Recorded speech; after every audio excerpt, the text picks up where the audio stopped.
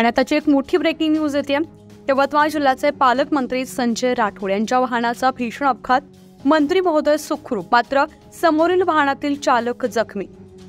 यवतमाळ जिल्ह्याचे पालकमंत्री तथा जलसंधारण मंत्री संजय राठोड यांच्या गाडीला भीषण अपघात झाल्याची घटना समोर आली आहे।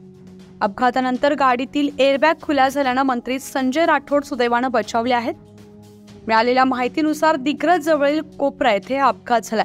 राठोड यांच्या वाहनानं समोरच्या पिकअपला जोरदार धडक दिल्यामुळे हा अपघात झाला असल्याचं सांगण्यात येत आहे। पंतप्रधान नरेंद्र मोदी हे पोहरा देवीला भेट देणार आहेत। या कार्यक्रमाच्या नियोजनासाठी यवतमाळचे पालकमंत्री संजय राठोड हे पोहरा देवी येथे होते। ते रात्री 2 ते 2:30च्या दरम्यान पोहरा देवी येथून निघाले। ते पोहरा देवीतून यवतमाळकडे जात असताना आर्णी येथील कोपरा गावाजवळ संजय राठोड यांच्या वाहनानं समोरच्या पिकअपला धडक दिली।